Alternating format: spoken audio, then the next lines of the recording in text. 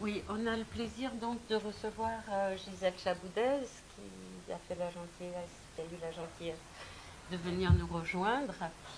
Je ne sais pas comment on a fait pour ne pas la rencontrer avant, puisque ce livre est le troisième volet de deux autres livres, l'un sur le phallus, le deuxième sur rapport sexuel et rapport des sexes, c'est ça. Et donc ce troisième texte, que peut-on savoir sur le sexe, et qu'il faut ouvrir à la page 2, parce qu'il y a quand même un sous-titre et qu'on ne voit pas tout de suite. Enfin, L'éditeur a refusé de le mettre en couverture. D'accord. Mais ça donne une certaine étrangeté à la chose, qui n'est pas mal, comme c'est écrit en petit, on ne le voit pas tout de suite. Et on voit ensuite un rapport sans univers, écrire tout petit. Voilà. Alors, je vais prendre un certain nombre de précautions verbales avec Gisèle Chaboudez, qui sont tout à fait sincères, parce que on a découvert ce texte, enfin, en ce qui me concerne, j'ai découvert ce texte il y a à peine quelques semaines, 3 semaines, et c'est là que j'ai vu l'ampleur du travail et puis peut-être notre légèreté à nous lancer dans cette invitation à Gisèle Chaboudez. Mais je ne le regrette pas parce que ça initie, j'ai envie de dire, un travail. Et on a tout de suite envie, quand on commence à lire le livre de Gisèle Chaboudez, d'aller voir ses autres écrits.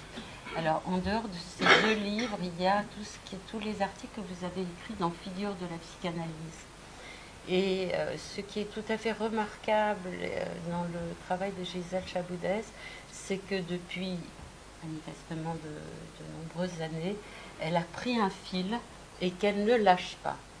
Et cette insistance, si on peut dire, dans ce qu'elle veut, qu'elle pense essentiel de travailler, je pense, elle nous en dira plus elle-même sur cette voie qu'elle a prise. Elle le fait, c'est un travail extrêmement minutieux, extrêmement articulé. C'est presque un travail, je dirais, scientifique, au bon sens du terme, en psychanalyse, dont on peut dire aussi qu'on peut se demander à certains moments si c'est pas de l'écriture d'un nouveau mythe ou en même temps une fiction, sa fiction. Enfin, des questions se posent, mais je tiens beaucoup à l'aspect quasi scientifique de votre manière d'avancer, sans fioritures, sans de remarques inutiles, accessoires. C'est tout le temps dans l'essentiel et d'une logique qui fait que véritablement on croit avoir compris, et en fait, quand on essaye de reprendre les choses, comme c'est le déroulement de toute une logique, on perd vite pied, on a du mal. Il y a quand même, bien sûr, c'est un livre à lire et à travailler, mais il y a quand même des choses essentielles qui frappent pour quelqu'un qui n'a pas lu l'ensemble du travail de Gisèle Chaboudez.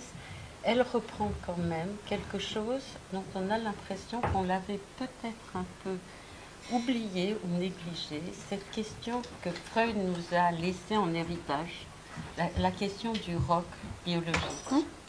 Alors bien sûr, on sait tous, on a tous lu Analyse finie, infinie, le roc biologique avec la castration, la peur du féminin et le fameux pénicilline dont on nous saoule les oreilles depuis des siècles. Ce n'était pas sûrement Freud une conclusion, c'était un point où il était arrivé, et puis après il est mort. Et vous faites bien entendre que Lacan l'a bien entendu comme pour reprendre ça. Mais en même temps, dans ce que vous dites, ça m'a frappé parce que dans votre travail, vous tenez constamment ce fil du biologique et de la causalité psychique. C'est c'est les deux et l'un renvoie à l'autre. C'est constamment noué. Absolument. Et ça, c'est rare. Et je me demandais si... bon, il est question de la sexualité et de la sexualité justement du rapport sexuel adulte, parce que en vous relisant, il y a des choses qui sont des évidences, mais il faut se les entendre dire pour qu'elles résonnent à nouveau. On a eu affaire, nous, essentiellement, quand même, à la sexualité infantile. À la sexualité infantile, et cette sexualité infantile, ce n'est pas le rapport sexuel adulte. Or, je me disais, je ne sais pas ce que vous en pensez, c'est que j'ai l'impression qu'on a peut-être un peu livré cette question aux sexologues. Et aujourd'hui, on a effectivement des patients qui nous demandent, pourtant sachant bien le travail qu'on fait et en ayant fait certains travaux, nous demandent d'avoir un sexologue. Donc, qu'est-ce qui se passe? Qu'est-ce qu'on ne fait pas entendre de ce que ça nous concerne, puisque c'était la question essentielle qui a tellement scandalisé les gens au début avec la psychanalyse, c'était quand même la sexualité. Alors, tant que c'était la sexualité infantile, après tout, peut-être que ça passait mieux. Quant à la question de la sexualité adulte et du rapport, alors, à part l'aphorisme de Lacan qu'on porte aussi sur il n'y a pas de rapport sexuel, et l'autre jouissance, j'ai l'impression, d'une certaine manière, que les coordonnées de tout ça ont été perdues. Alors Ils n'ont jamais été trouvés. Peut-être. C'est-à-dire on ne les a jamais attrapés dans le texte de Lacan, comme tel. Et alors, effectivement, c'est ce que vous essayez de suivre depuis des années. Alors, en relançant cette question du rock, ça c'est une chose essentielle, bien sûr, la question du rapport sexuel, et il y a bien sûr tout ce que vous développez. Je trouve que ce qui est aussi très remarquable dans le travail de Gisèle Chaboudès, c'est que contrairement à d'autres, parce que bien sûr, le fait des mutations actuelles et de tout ce qui a pu changer, ça va, on commence à s'en rendre compte, disons. Mais on ne peut pas balancer ça comme ça. Et Gisèle Chaboudès, dans son travail, reprend vraiment les choses, j'ai envie de dire, depuis le début. C'est-à-dire ce qu'a été ces lois sexuelles à l'origine, si on peut dire, universelles, l'universalité des choses. Elle les reprend, et même, je veux dire même le DIP, puisque ce travail est quand même un travail qui va au-delà de l'Oedipe, enfin parce qu'elle suit Lacan, hein, mais elle va peut-être même encore au-delà de Lacan. Son livre suit tout un cheminement jusqu'à une terminaison, on peut se dire qu'elle va sans doute au-delà. Mais même en ce qui concerne le DIP, elle replace les choses et bien évidemment, tout ça est encore tout à fait valable. La question n'est pas là. C'est quelque chose d'autre qui s'est ouvert, d'après ce que nous dit Gisèle Chaboudès. Il y a une espèce de visibilité que les mutations actuelles et la libération sexuelle, disons, la levée de l'universalité des lois sexuelles, a permis de voir des choses qui peut-être n'étaient pas aussi visibles jusque-là. Et donc, c'est vraiment un travail très, très poussé. Et il y a une question, alors peut-être que Gisèle Chaboudès aura envie de nous instruire, parce que c'est un livre, bien sûr, qui plutôt nous instruit qu'un livre qu'on peut discuter d'emblée, parce que les questions sont très serrées, et pour les déplier, il nous faudra sans doute une lecture plus, enfin pour certains, plus sérieuse. Du coup, j'en ai perdu le fil. Une question. Oui, bah, tu vois. Il n'y a pas que je sais. Oui. Attends, c'est pas loin, ça va me revenir. C'est pas grave. Oui, ça y est. Oui, il y a une question qui nous a, avec les quelques-uns avec qui on en a parlé un petit peu une fois avant de vous rencontrer, c'est tout ce qui concerne l'interdit de l'inceste. Oui.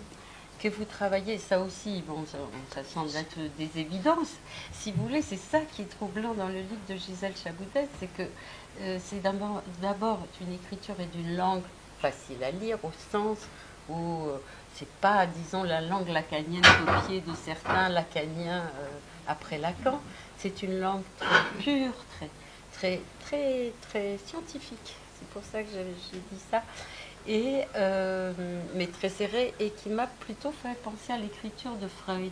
C'est vrai. Un Freud, dans certains textes où c'est très simple, ça a l'air simple, et en fait c'est extrêmement compliqué. On se casse encore la tête pour savoir exactement ce qu'il évoquait. Je trouve que l'écriture de Gisèle Chaboudès est assez proche de ce mode de travail, d'approche des choses. Et alors, ce que vous dites, notamment autour de l'interdit de l'inceste, cette limite qui est l'interdit, qu'on a fait fonctionner comme la limite ou qu'on a conçue comme étant la limite, vous la repoussez vers d'autres choses. Il y a d'autres limites. Vous la reprenez. Enfin, c'est suffisamment complexe, je pense, pour que vous nous en reparliez, parce qu'on a repris plusieurs fois pour essayer de comprendre ce que vous vouliez apporter de plus ou d'un peu différent, puisque effectivement la question de l'interdit se pose aussi dans les mutations actuelles, puisque les choses ont bougé, les interdits ont été levés. Il y a tellement de choses qui sont en train... Oui, donc la question de l'interdit, ce serait sûrement une question que j'aimerais bien qu'on puisse aborder avec vous. Et je dirais juste un petit mot, parce que c'est vraiment un grand tour que fait Gisèle Chaboudès. Et à la fin, le livre est assez étonnant et intéressant aussi dans ses conclusions, où il y a quelque chose, je le dis comme ça, vous me direz si je vais un peu vite, enfin je vais sûrement un peu vite, mais il y a quelque chose comme d'un projet, d'un idéal, d'un nouvel amour, quelque chose qui pourrait effectivement, une fois lâché les anciennes formules, si je puis dire, nous conduirait vers quelque chose qui serait une vraie rencontre possible entre deux personnes, où les coordonnées ne seraient plus tout à fait les mêmes que celles qu'on a connues à une certaine époque et qui existent déjà peut-être bien en route. C'est en route, ce mode ce nouvel amour, si on peut l'appeler comme ça. Voilà. Je vous réponds ? Oui, allez-y. Ça va être une conversation, comme je vous ai dit. Vous me couperez au fur et à mesure. Et puis je prendrai une question après l'autre, comme vous voulez. Oui, on va essayer de circuler. Tout d'abord, je voudrais vous remercier pour votre invitation. Ça me fait très plaisir de parler dans un lieu extraterritorial. Je veux dire, en dehors des institutions, c'est très important d'avoir aussi des lieux en dehors des institutions, puisque même si on est aussi libre qu'on peut, et généralement quand même assez libre, eh bien il y a quelque chose qui nous rattrape malgré nous, sans qu'on s'en aperçoive, dans le discours institutionnel. Donc c'est très bien. Je voudrais vous remercier aussi pour votre, c'est pas un résumé, c'est votre pointage d'un certain nombre de questions et de points de travail, disons, que j'ai effectués dans ce livre. Je trouve que la façon dont vous les avez repris est extrêmement juste. C'est une vraie lecture.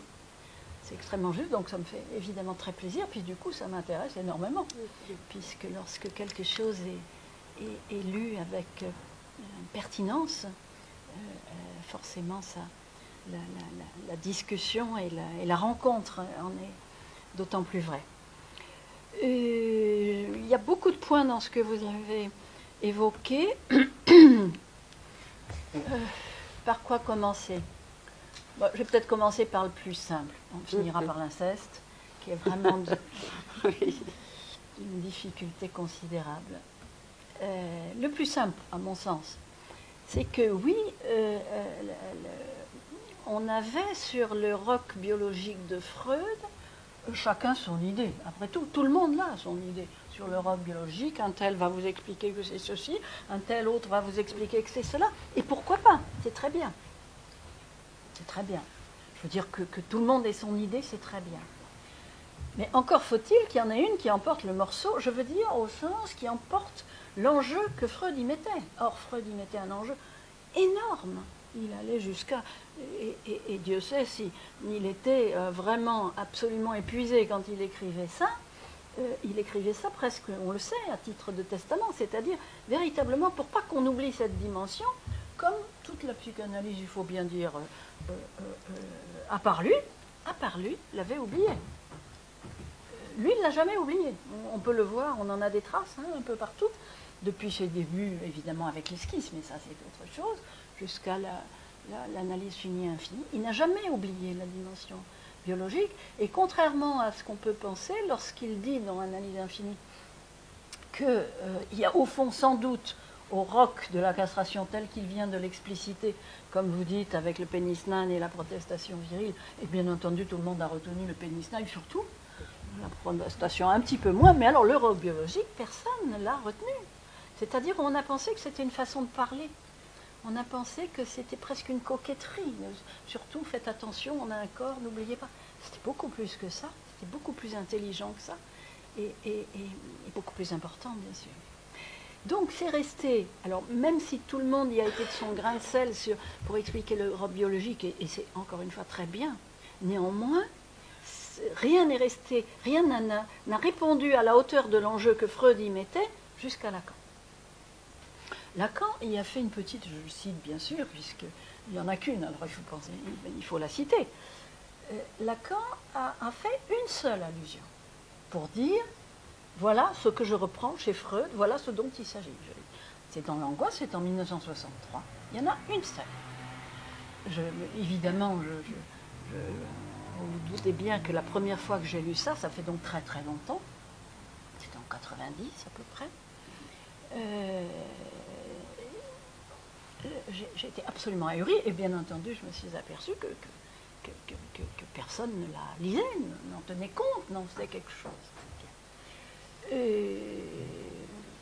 La façon dont ensuite il a repris sa phrase, son premier commentaire, donc en disant, son commentaire était très simple, c'était, je n'ai pas évidemment la citation de mémoire, mais ça disait, j'ai cru pouvoir articuler dans le rapport sexuel de l'homme et de la femme, et notamment au niveau de la détumescence de l'organe mâle, du pénis.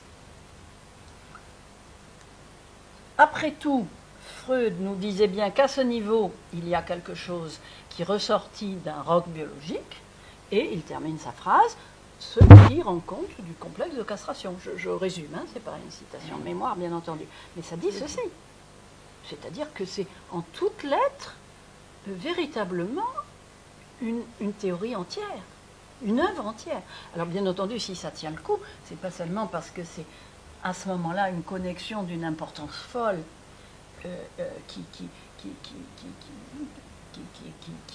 devant laquelle on est ahuri, bien entendu, c'est pas seulement ça, c'est que toutes les années qui ont suivi, à partir de 1963, on sait qu'en 1963, vous vous souvenez, c'est l'année où il s'est fait virer quand même. Bien. Lui, il n'a jamais pensé qu'il s'était fait virer à cause de ça. Moi, je n'en suis pas si sûre. Oui. Lui, il a pensé, vous le savez, il l'a toujours dit, qu'il pensait qu'il s'était fait virer à cause du nom du père, c'est-à-dire à cause de son séminaire de novembre 63. Là, la phrase que je mentionne se situe durant l'année 63, c'est-à-dire le séminaire de l'angoisse, donc évidemment le séminaire d'avant les noms du père, le nom du père. C'est en novembre 63 que ce séminaire a lieu. Dans ce séminaire, qu'est-ce qu'il fait? Au fond, pas grand-chose, mais ce qui évidemment lui fait penser, lui, que c'est à cause de ça qu'il s'est fait virer, c'est qu'il sait qu'au-delà, il va avancer beaucoup de choses. dans cette veine, et notamment dans la veine qu'il avait entr'ouverte l'année d'avant dans le séminaire L'Angoisse, avec la découverte de l'objet A, puisque les deux sont corrélés. Les deux sont tout à fait corrélés, et d'ailleurs ce roc biologique est une forme d'objet A, c'est la forme sexuelle de l'objet A.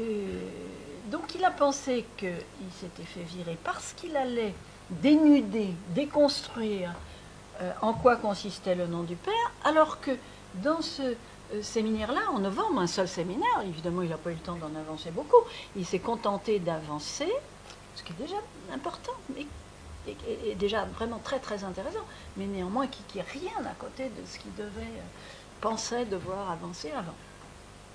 Il avance simplement dans ce séminaire-là, où tous ceux qui l'ont lu l'ont en tête, qu'il y a, avec le sacrifice d'Abraham, c'est-à-dire d'Isaac, un tournant se passe radical dans les religions et dans ce qui va devenir le monothéisme, avec donc l'invention du Dieu de la Bible, le Dieu du monothéisme. Ce qui se passe, c'est qu'une frontière se trace entre le désir et la jouissance du Dieu. Le Dieu qui refuse le sacrifice, c'est celui qui refuse la jouissance, et qui désormais va s'en tenir au désir, n'est-ce pas?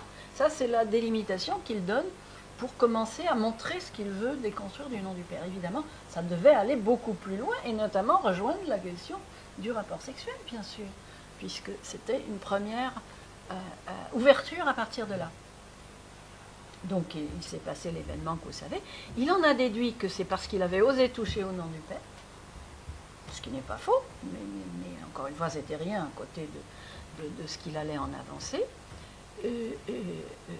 Moi, je pense en effet que c'est tout à fait lié à ce qui venait d'en avancer l'année d'avant. Or, ce qui venait d'en avancer l'année d'avant avec ce roc biologique, c'est que ce qu'il entendait dire, c'était que le jeu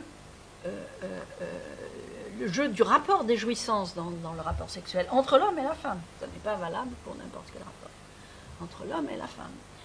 Les jouissances sont tellement différentes que d'une part, il y a une disjonction organique, et d'autre, donc sur le plan organique, et évidemment sur le plan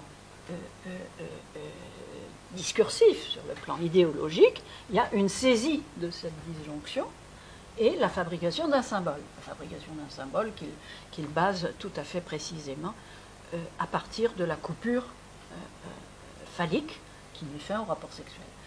Je ne vais pas rentrer là dans plus de détails. Il se sert donc d'une loi naturelle, peut-on dire, organique, du rapport sexuel, pas seulement des humains, mais aussi des mammifères, qu'il examine d'ailleurs dans un certain nombre de catégories pour en relever les points communs, et pour relever que le fait de cette coupure naturelle du rapport sexuel de par la détumescence, non pas tellement de par la jouissance, de par l'orgasme, mais de par la détumescence, plus spécialement, et c'est ça qui est commun à tous les mammifères, c'est sur ça qu'il insiste beaucoup, eh bien, il commence à soupçonner qu'il y a là, alors non seulement le roc biologique freudien qui rend compte du complexe de castration, il expliquera très très longuement pourquoi, je ne vais pas l'expliquer ce soir, mais aussi de la construction d'une idéologie, de toute l'idéologie sexuelle, c'est-à-dire évidemment tous les rapports de sexe, tels que les lois sexuelles universelles en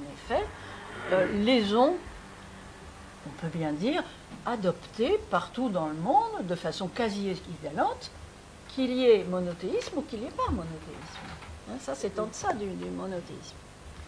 Bon, ça, c'est un premier point sur le roc biologique. On peut peut-être s'arrêter, si vous voulez, avant que je reprenne les autres. Et là, je reprends vraiment le point de vue de Lacan. Le point de vue de Lacan est de considérer que le père de la horde... Vous savez que Lacan a repris les mythes freudiens pour dire vraiment c'est des mythes. Alors que Freudien, il tenait dur comme fer à ce que ça soit du réel. Bon. Lacan a commencé par dire, vous savez, c'est des mythes. Mais c'est pas parce que c'est des mythes que c'est imaginaire, justement. C'est pas parce que c'est des mythes que ça n'a pas d'importance. C'est pas parce que c'est des mythes que ça n'est pas valide. Donc à la fois, il a considéré que ce soit le père de la horde ou que ce soit l'Oedipe, à la fois il a considéré que c'était des mythes, mais que c'était néanmoins valide, et que c'était tout à fait valide. Pourquoi ?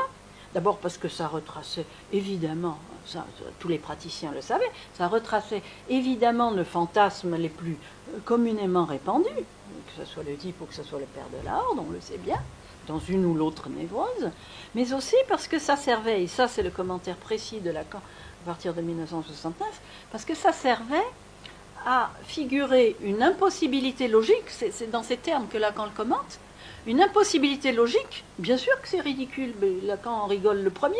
Freud n'en a pas ri, lui, pas du tout. Mais Lacan, lui, a ri effectivement de ce père mythique qui jouit de toutes les femmes. Lacan en a ri sur le mode c'est déjà beaucoup de satisfaire une seule, alors il ne faudrait pas trop qu'il la ramène. Il en a ri comme ça, vous voyez. Et donc, à partir de là, ça lui a permis, c'est de là qu'il a construit ces logiques de la sexuation. C'est en considérant que le père de la Horde était une des figures de l'exception sur laquelle se basait, dans la logique masculine notamment, et dans la logique oedipienne aussi, sur laquelle se basait la castration de tous. La fonction phallique pour tous. Donc non, c'est pas de l'imaginaire, c'est de la logique. Et c'est, disons, on doit à Lacan d'avoir épinglé ces scénarios fantastiques de Freud, si on peut dire, mais que Freud avait abordé dans un premier temps comme un pointage de quelque chose du réel, et en ce sens c'était pas faux, sauf que lui il le transformait en réellement arrivé en quelque sorte, ce qui évidemment a fait rire tous les historiens du siècle, sauf que ça n'a pas fait rire Lacan du tout, parce que, encore une fois, il y a vu la traduction d'une logique masculine d'un côté, et puis celle qui n'en relevait pas complètement, une logique féminine. Imaginaire et ceci. Voilà. La fiction, c'est pas de l'imaginaire. La fiction, comme chacun sait, c'est du symbolique avec un peu de réel et un peu d'imaginaire. Donc, c'est pas seulement imaginaire, c'est ça que je voulais dire. Mais sinon, bien sûr, ça reste un opérateur logique. Et en fait, je ne crois même pas qu'on puisse dire qu'on n'en a plus du tout besoin. Oui, je ne dirais pas ça, en tout cas. J'ai besoin de reprendre le point où j'en étais restée pour pouvoir articuler le suivant. Alors effectivement, par moment, ça peut faire répétition. Mais si je ne reprends pas l'ensemble du point pour articuler la suite, on n'a pas l'articulation de la suite. Alors ça, c'est vrai dans ce livre, bien sûr, puisque toute la construction du raisonnement procède ainsi. C'est vrai même d'un livre à l'autre. Je veux dire, par rapport au précédent. Avec le concept du phallus, là, c'était un petit peu différent, parce que le concept du phallus, c'était vraiment un premier aperçu de cette chose incroyable que Lacan nous livrait. On se frottait les yeux. Et puis, le rapport sexuel, par contre, ça a été, disons, le premier travail clinique approfondi à partir de cette idée. Et celui-ci est encore autre chose. Alors, celui-ci est encore autre chose. Vous disiez, il y a un style très simple et qui pourrait évoquer celui de Freud. Évidemment, c'est un grand compliment. Ça me fait très plaisir parce que c'est mon modèle. Je veux dire, beaucoup plus que Lacan. Beaucoup plus que Lacan. Alors que, évidemment, je passe ma vie à déchiffrer Lacan. Néanmoins, mon modèle d'écriture... Freud est vraiment mon modèle absolument nécessaire pour deux choses. Pour l'écriture, c'est vraiment avec cette écriture-là que je me sens à l'aise, que je trouve qu'on est à l'aise avec l'écriture de Freud, c'est une merveille. Et pour l'interprétation des rêves. L'interprétation des rêves, certes, on ne la fait plus comme Freud le faisait, ça c'était le livre de 2000, on ne la fait plus comme Freud le faisait, puisque bien sûr on ne passe pas une séance entière à relever toutes les associations, tous les éléments du rêve, etc. Certes, on ne fait plus ça. N'empêche que le principe qui consiste à pousser les analysants à interpréter leurs rêves simplement en interrogeant, en citant un des éléments du rêve, on interroge dessus, il n'y a pas besoin de dire plus que ça. Il suffit en somme qu'on interroge sur un élément du rêve pour que aussitôt l'association se déroule. Et évidemment, dès qu'on a l'association, plusieurs associations, pas une seule, mais plusieurs associations, on peut alors revenir pour les mettre ensemble et avoir une interprétation d'ensemble. Bon, ça c'était une parenthèse sur le rêve. Je vais essayer de vous répondre sur les un autre livre. Oui, l'équation des rêves. L'équation des rêves. Ça c'est en 2000. Sur les autres questions, sur le rapport sexuel, vous avez dit une chose essentielle. Vous avez dit, nous, on s'occupe, avec l'inconscient, on s'occupe de l'Oedipe, enfin, tout ce qui va autour et toutes les interprétations, mais en tout cas de l'Oedipe, puisqu'on s'occupe de l'inconscient à partir de l'enfance. Bon. Alors ça, c'est une question majeure, parce que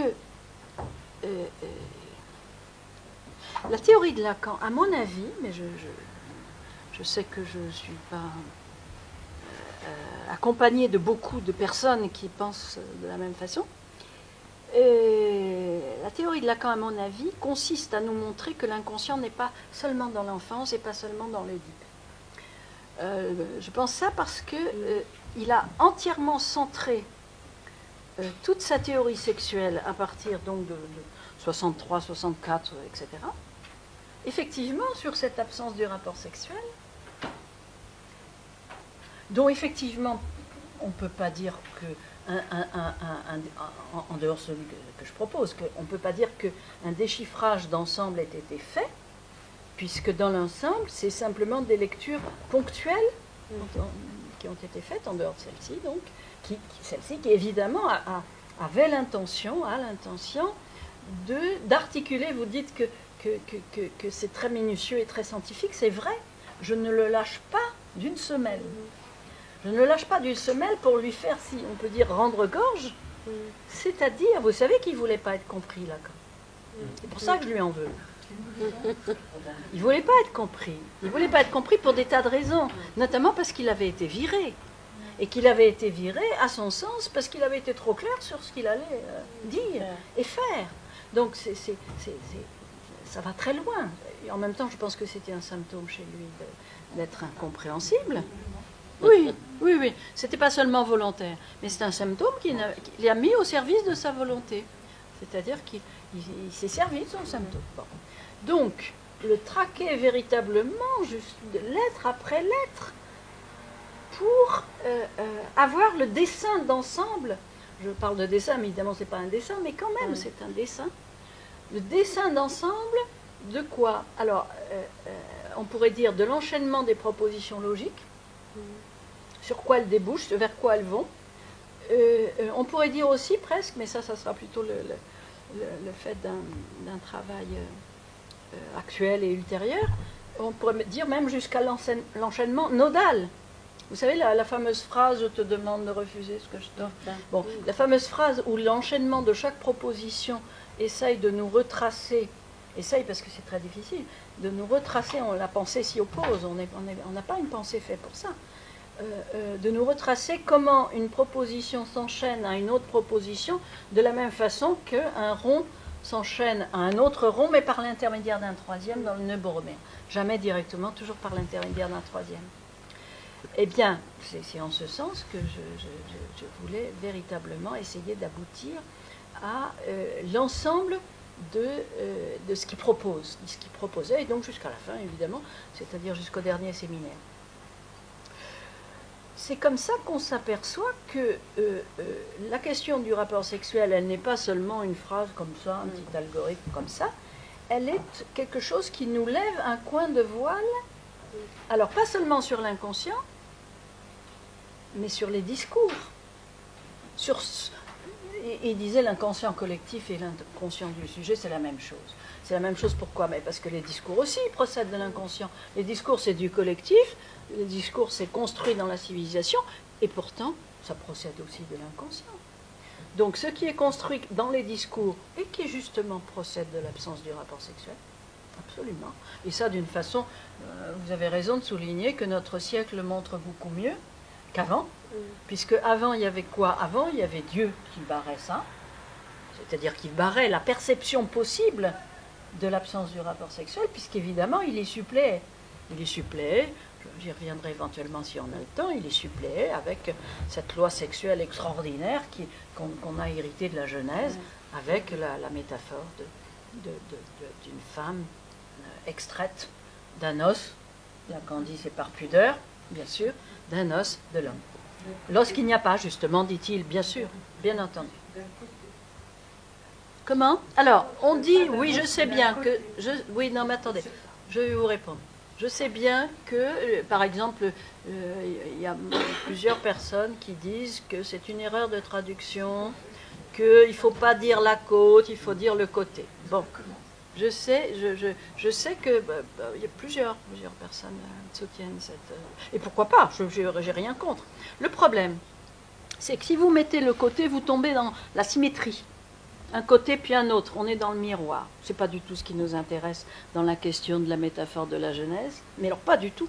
Parce que ce qui nous intéresse dans la métaphore de la Genèse, moi je veux bien que Adam soit une moitié homme, une moitié femme. Avec les moitiés, on ne va jamais très loin, on va dans un miroir avec les moitiés.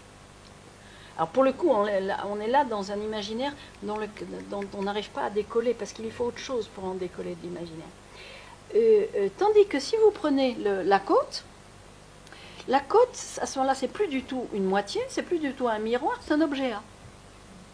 C'est un objet A. Lacan a fait, et je l'ai reprise tout au long de ce livre, et déjà avant, un petit peu avant, mais surtout dans ce livre-là, Lacan a fait, à partir du texte de la Genèse, une interprétation qui est pratiquement une interprétation de rêve, hein, si vous l'avez lu, une interprétation de rêve comme une métaphore précisément de rêve.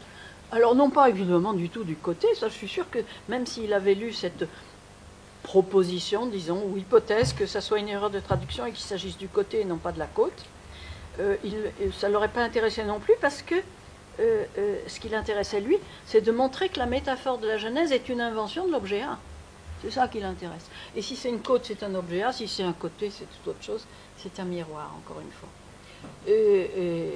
L'invention de l'objet A, c'est-à-dire ce qu'il a montré à partir de 63 avec l'objet A, c'est-à-dire comment le sujet est à la fois équivalent au départ à un objet. Par exemple, son premier exemple part du sein.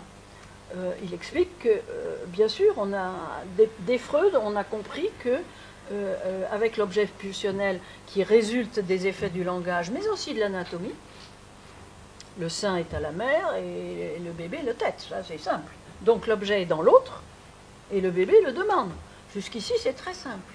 Nous avons l'objet pulsionnel freudien. Sauf que quand Lacan invente l'objet A, il invente quelque chose de beaucoup plus compliqué et surtout de beaucoup... C'est pas que c'est beaucoup plus réel, c'est que les deux sont réels. Les deux dimensions s'ajoutent, et l'anatomie, et l'incidence de l'anatomie, et l'incidence de la physiologie. Qu'est-ce qu'il fait remarquer à propos du sein? Il fait remarquer que certes, le sein est dans la mère, et c'est le bébé qui le demande et qui l'attend, etc.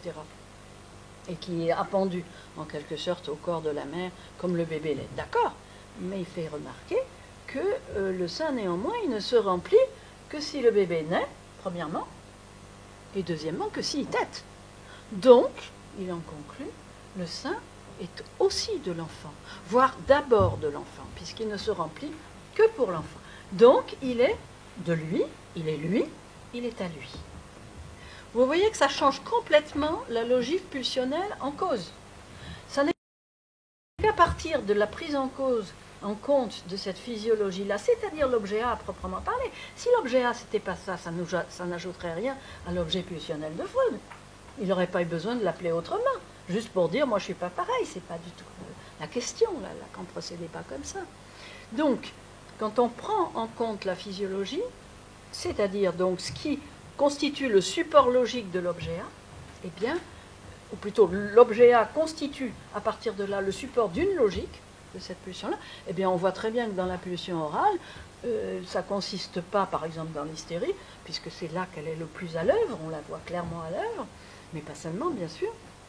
Dans la pulsion orale, on voit très bien que la logique ne consiste pas seulement à être toujours dans la demande, parce que l'objet est toujours dans l'autre, certes il y a ça, donc l'incidence anatomique si on veut, dans l'objet pulsionnel, mais il y a aussi le fait qu'il ne se contente pas, le sujet hystérique, il ne se contente pas de demander l'objet dans l'autre. Il considère aussi que même s'il est dans l'autre, il est à lui. Donc il s'en empare. Il s'en empare.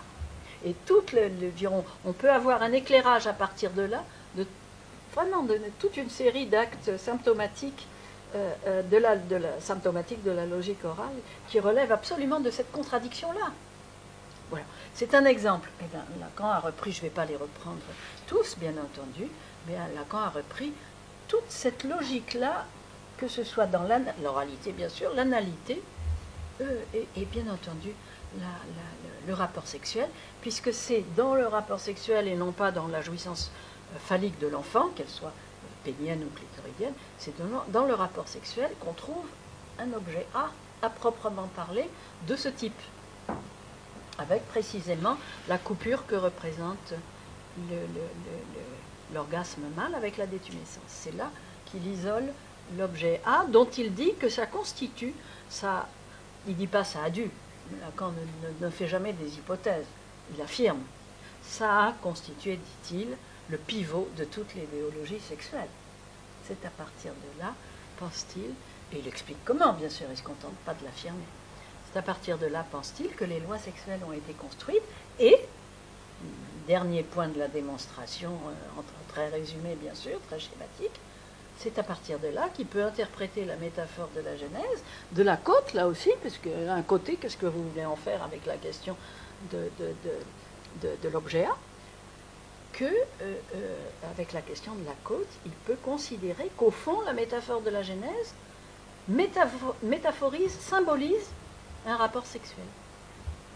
Symbolise un rapport sexuel en opérant à partir de l'homme et de la femme, bien entendu, en opérant à partir du rapport sexuel exactement ce que l'inconscient opère pour former les discours, et là on a aussi affaire à l'inconscient. Il n'est pas que dans l'enfance, l'inconscient, il est partout. Il est dans les discours aussi, et dans les discours qui nous gouvernent. Donc ce qui montre avec ça, c'est que le discours par excellence qui nous gouverne et qui nous gouverne pratiquement depuis la nuit des temps, c'est daté bien sûr, mais avec le monothéisme, mais tout de même, eh bien, il procède précisément, il en fait une métaphore précisément de cet objet A au cœur du rapport sexuel qui est à l'origine de la construction de l'idéologie sexuelle, c'est-à-dire de quoi? C'est quoi l'idéologie sexuelle? C'est très simple, tout le monde connaît ça, de nos jours tout le monde connaît ça. C'est un sujet plus un objet A, c'est-à-dire la logique du fantasme. Et bien entendu, la logique du fantasme, et bien entendu un sujet d'un sexe et un objet A de l'autre sexe. C'est ça l'idéologie sexuelle, celle qui a été dénoncée par notre siècle et notre civilisation de façon très, très, très poussée. Je faisais une remarque. Alors effectivement, vous avez raison de dire, il y a certaines choses qui ne sont pas dans Lacan, donc effectivement, ça c'est pas dans Lacan. J'essaye de comprendre une proposition de Lacan à partir de ces réflexions. Donc cette réflexion, parce que sur cette question de la limite du plaisir concernant le corps propre, Lacan ne dit qu'une phrase, je la cite, c'est la seule chose. Donc avec ça, débrouillez-vous. Donc il faut bien, si on veut vraiment attraper quelque chose de cette question qui est extrêmement importante, en effet, je trouve, et extrêmement compliquée, il faut bien avancer, et voilà. Avancer, y compris dans les sables, en se perdant. Alors, le parallèle que je voulais faire, c'est évidemment avec le fait qu'il y a un seul autre cas, en effet, où le principe de plaisir d'un corps vaut comme loi pour l'autre corps. C'est bien entendu la mère. Oui, quand elle le porte, parce que de toute façon, c'est la manière dont ses pulsions à elle fonctionnent que ça passe ou non, même quand l'enfant est en elle, n'est-ce pas? Il y a déjà une limitation de son fait à elle qui passe à l'enfant. Bon, déjà, j'ai un cas extrême. Ah ben oui, le placenta. Mais c'est pas de son fait à elle, c'est du fait de la physiologie. Non, je parle de la limite du plaisir, qui est le sien à elle. Une mère qui descend 3 assiettes de je ne sais quoi à la suite, sans s'arrêter, c'est une limite de plaisir assez lointaine. D'une façon ou d'une autre, quelque chose en passe à son enfant, et pas seulement de la chimie, pas seulement par le sang, quelque chose en passe à son enfant. Voilà, c'est simplement ce que je veux dire. Je prends là un extrême. Hein? Tout, absolument. C'est sa propre limite du principe de plaisir. Tant qu'elle porte un enfant, l'enfant subit sa limite de plaisir à elle. C'est obligatoire. Ah oui. C'est absolument obligatoire. Donc je prends cet extrême, c'est la grossesse. Ensuite, je prends l'autre extrême qui va de soi. Lorsqu'une mère nourrit son enfant au sein, pas seulement au sein bien sûr, mais notamment au sein, lorsqu'une mère nourrit son enfant au sein, il va de soi que la façon dont elle va le nourrir dépendra de son propre rapport au principe du plaisir. C'est évident. C'est évidemment d'ailleurs son rapport à son inconscient qui va passer à ce niveau-là et qui par conséquent va évidemment passer à l'enfant. C'est la façon donc, avec son nourrisson aussi, elle impose sa propre limite à elle du principe de plaisir. Alors la différence qu'on fait, ça va de soi, c'est que pour le sein, ça passe effectivement, même si c'est pour l'essentiel de l'inconscient, ça passe effectivement par un acte volontaire, tout simplement. C'est ça qui m'a arrêté. Alors, L'histoire du volontaire. je vais continuer. Quand elle retire son sein, quand elle lui dit ça suffit, il va dormir, Oui. c'est un acte volontaire. Oui, mais d'un autre côté, c'est aussi très, comme vous l'avez dit. Non mais attendez, vous l'avez mis en série avec la détumescence, alors il faut aller jusqu'au bout. Oui. La détumescence, Vers la que vous le vouliez ou non, détumescence. ça n'est pas volontaire. Oui, oui. Et ben voilà, c'est tout. C'est tout. oui. Non, mais c'est quand même. Oui, mais la C'est mère, tout. elle peut ne plus Elle n'a pas avoir de lait, détumescence, c'est sûr. Elle ne peut ne plus. Le principe de plaisir, par définition, bien entendu, que c'est un principe psychique, c'est Freud qui l'a inventé. Le principe de plaisir, donc bien entendu, c'est un principe psychique, c'est Freud qui l'a inventé, ça va de soi, mais c'est un principe qui s'applique au corps propre, par définition. Bon. Alors, non mais attendez, vous voulez que je vous réponde ? Il s'applique au corps propre, et c'est évidemment la loi la plus générale. Il y a un cas, ou plutôt deux, puisqu'on vient de les voir, un peu exceptionnel, où il se trouve que le principe de plaisir concernant un corps propre, le corps propre, va avoir des effets sur un deuxième corps. Et ces cas, il n'y en a pas 36, on venait d'évoquer celui du nourrisson et de la mère, ou de l'enfant qu'elle porte. Le deuxième cas étant le rapport sexuel, où le principe de plaisir de l'homme s'applique, qu'il le veuille ou non, qu'elle le veuille ou non, à la femme, du fait de la détumescence. C'est ça que l'accord explique avec le roc biologique. C'est ça le roc biologique. C'est qu'un principe de plaisir concernant un corps, du fait de ce que c'est qu'un rapport sexuel tout simplement, va s'appliquer de fait comme limite de la jouissance. Évidemment, vous pourrez avoir des limites de la jouissance de bien d'autres sortes. Bien entendu, puisque bien entendu, chacun sait qu'une limitation ne va pas arrêter, dans tous les cas, un couple, bien sûr. Mais c'est quand même une première limite. Et c'est quand même une limite éminemment symboligène. C'est pour ça que l'accord dit qu'il y a là la racine d'un principe symbolique et d'une idéologie sexuelle. Donc voilà, c'est ça Donc c'est un nouage, vous voyez. C'est pas du tout appliquer le principe de plaisir d'un corps. Appliquer le principe de plaisir d'un sujet au corps propre, plus le corps qui, dans un acte donné, va en dépendre. Alors, ce que vous venez de développer là, effectivement de façon tout à fait juste, concerne ce que j'ai essayé de comprendre d'une certaine logique qui a existé et qui est retracée par les historiens dans la Grèce antique. Et même plus exactement dans la Grèce archaïque. C'est-à-dire d'avant la Grèce classique. C'est-à-dire ce qu'on a appelé les autochtones. Ce qu'on a appelé, bien entendu. Et les autochtones qui, comme chacun sait, fonctionnaient à partir d'une logique qui n'était pas une logique linéaire, puis qui allait devenir ensuite patrilinéaire, d'une lignée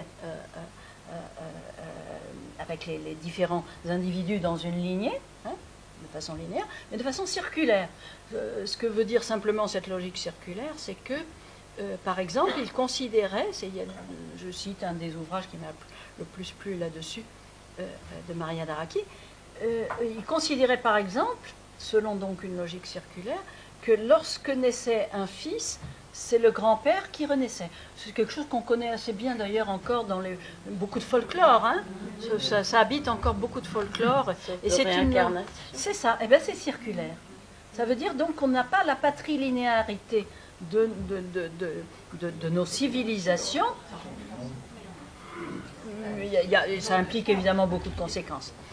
Mais donc, c'était pour tenter de comprendre cette logique-là par rapport à la question qui m'importait que j'ai articulé ces différentes étapes logiques et chronologiques d'une vie entre là où la loi du plaisir s'impose dans le sens de la mère à l'enfant, c'est-à-dire de la femme à l'homme si c'est un fils, ou la femme au sexe masculin si c'est un fils, et dans le sens opposé, évidemment, pour ce qui concerne le rapport sexuel. Et c'est évidemment, on pourrait, si je le ferais, parce que ça nécessiterait un gros travail, et c'est quand même pas le centre de mes intérêts, mais on pourrait certainement étudier avec des documents beaucoup plus précis la façon dont ils organisaient dans cette logique circulaire-là le rapport. C'est dans cette logique qu'il y avait évidemment la place centrale des déesses mères, qui ne voulait pas dire un matriarcat, contrairement à ce qui avait été pensé notamment à l'époque de Freud par Machofen et qu'il avait repris, mais qui voulait dire cette logique circulaire-là, n'est-ce pas, toute cette époque de la Grèce archaïque. Alors, maintenant, pour ce qui nous concerne, nous, évidemment, on ne peut pas du tout s'inspirer de cette compréhension-là.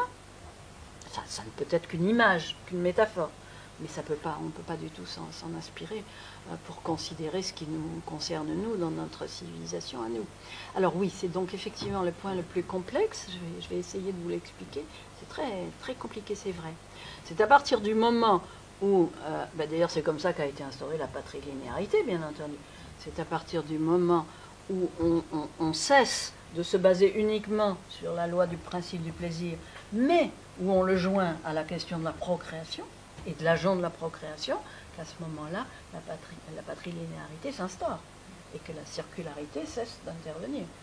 Donc ça, c'est toujours dans ce contexte-là. Maintenant, pour l'interdit de l'inceste. Je dis dans ce... Oui, c'est dans celui-là. Je dis dans ce livre que à cette question, j'avais laissé cette question en suspens dans les précédents ouvrages, pour tout dire, parce que je n'y comprenais rien. Je n'avais trouvé que cette phrase de Lacan, que je cite, qui est très longue, très compliquée, sur le fait que c'est précisément parce qu'il n'y a comme loi du plaisir que sur le corps propre, je résume à peu près, que l'interdit de l'inceste est nécessité. Alors, pour arriver à comprendre ça, qui est incompréhensible tel quel, absolument incompréhensible, on peut prendre, si vous voulez, c'est la façon dont je l'ai pris par la suite, on peut prendre les choses par l'autre bout. La théorie de l'absence du rapport sexuel pour Lacan, encore une fois, ça ne veut pas du tout dire, ça n'est pas du tout une façon de parler, c'est bel et bien une réalité. La façon dont il a commencé à le dire ne s'est pas tout de suite attelé à déconstruire la structure de nos discours. Et pourtant, il aurait pu commencer par là, tellement c'est plus simple par là. Il avait commencé par montrer que la loi sexuelle était constituée, non pas de l'article, la loi sexuelle, y compris de la Genèse, à partir de la Genèse, la nôtre, le sujet, objet, d'un sexe, de l'autre sexe, objet A. Donc que la loi sexuelle n'était pas quelque chose qui, à partir, bien sûr, donc du monothéisme de la Genèse, même si elle était présente dans d'autres civilisations, n'articulait pas deux sexes, n'articule pas un sujet d'un sexe et un sujet de l'autre, n'articule pas un sujet plus son objet d'un sexe et un sujet plus son objet de l'autre. Enfin, toutes les sortes d'articulations que vous pouvez imaginer à partir de quelques termes. Non. La loi sexuelle, elle articule un sujet d'un sexe, un objet de l'autre. Évidemment, ça ne veut pas dire qu'elle considère que tout autre, que dans l'autre sexe, il n'y ait que des objets. Ça veut dire en tout cas qu'elle, jusqu'à une certaine limite, elle le traite ainsi. Et elle le rend ainsi discursif. C'est-à-dire le discours procède ainsi. Il suffisait déjà que Lacan mette le point d'accent là-dessus. C'est déjà votre théorie de l'absence du rapport sexuel. L'absence du rapport sexuel, ça veut dire qu'il n'y a pas de discours qui articule deux sexes l'un à l'autre comme tel. Il y a, encore une fois, un sujet d'un sexe et un objet de l'autre. Ça fait un sujet et un objet, ça ne fait pas deux sexes. Donc, à un certain niveau, c'est très simple, cette théorie. C'est très simple. L'interdit de l'inceste s'y branche directement. Il s'y branche directement parce que effectivement, à partir du moment où Lacan met le doigt sur le roc biologique pour montrer qu'à partir, donc au sein du rapport sexuel et non pas au sein de l'Oedipe, ce qui ouvre tout un versant supplémentaire de notre investigation de l'inconscient. On ne s'en tient plus à l'Oedipe, ni à l'enfance. On doit aller au-delà. Ce qui veut dire donc que si à partir du roc biologique, l'idéologie sexuelle s'est constituée, c'est sa thèse, et je la trouve extrêmement forte, eh bien ça veut dire que, puisque le rapport sexuel concerne une loi du plaisir d'un seul corps, même s'il s'impose à l'autre corps, on pourrait dire, ça c'est ce que je dis d'ailleurs dans le livre, pourquoi ça ne suffirait pas pour symboliser une loi pour deux, puisque ça s'impose à l'autre corps. Mais justement, c'est ça que je n'avais pas compris chez Lacan jusque-là, c'est qu'il considère à juste titre que même si ça s'impose à l'autre corps, ça ne vise l'autre corps que comme un objet A, que comme la Genèse le fait. C'est pour ça qu'il avait la certitude, et je trouve ça extrêmement fort, que la Genèse symbolisait un rapport sexuel. C'est parce qu'effectivement, la symbolisation qui peut se faire, qui se fait à partir de la loi du plaisir, et notamment sa matérialisation dans la détumescence, dans le rapport sexuel, certes, elle symbolise une loi naturelle pour deux corps et donc des symboles. Évidemment, elle est l'origine du symbole du phallus, bien entendu. C'est pas le nom du père qui est l'origine du symbole du phallus, c'est le contraire. Le phallus existait bien avant, et c'est le nom du père qui s'est construit dessus en s'en emparant, en quelque sorte, de cet instrument. Donc, à partir de là, il était très simple de constater qu'en aucun cas une loi naturelle construite à partir du roc biologique ne pouvait symboliser un rapport de deux sexes. Il ne pouvait symboliser, comme la loi sexuelle le fait, qu'un rapport d'un sujet d'un sexe et de son objet de l'autre sexe. Ça ne fait pas deux sexes. Ça fait les discours. Ça fait le discours de la loi sexuelle. D'où, pour symboliser quand même deux sexes, et c'est ça la thèse de Lacan, il y en a une petite phrase, et c'est comme ça que je l'interprète, pour symboliser quand même le deux du sexe, il faut y ajouter l'interdit de l'inceste. On a là une symbolisation qui vaut par son interdit. On symbolise un deux possible, un d'un sexe et un de l'autre. Alors justement, c'est curieux parce que... complètement. Ça vient presque à dire qu'il n'y a que dans l'inceste qu'il n'y a pas de... Oui. Mais c'est ce qu'il a dit. Oui. Ah Sauf oui. que c'est par le rapport, c'est ce qu'il a dit. C'est ce qu'il a dit, il n'y a de rapport sexuel qu'incestueux. C'est ce qu'il a dit. Qu'incestueux. C'est ce qu'il a dit. Sauf que, attention, non mais attention. Mais il faut préciser comment on l'entend. Mais oui, il faut faire comment il faut l'entendre. Absolument. Comment il faut Il faut l'entendre. faire très attention, Lacan insistait certes pas à l'inceste, et même si les Lacan bashing, comme les Freud bashing, se régaleraient d'essayer de lui faire dire, on ne pourrait pas le lui faire dire raisonnablement, parce que bien sûr, ça veut dire que ce deux n'existe que comme n'étant pas. Il n'existe que par son interdiction.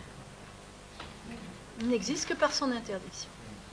Et c'est d'ailleurs comme ça, à partir de là, on peut comprendre, alors ce que nous trouvons dans notre clinique sans arrêt, et c'est vraiment très très utile cette thèse-là pour réfléchir à notre clinique, c'est une des raisons majeures. Si nous retrouvons tant d'inceste dans notre clinique, c'est pas seulement, bien sûr, c'est de fantasmes incestueux. Je ne parle pas d'inceste réel, bien sûr, de fantasmes incestueux. D'inceste réel, ça arrive, mais ça reste évidemment plutôt rare.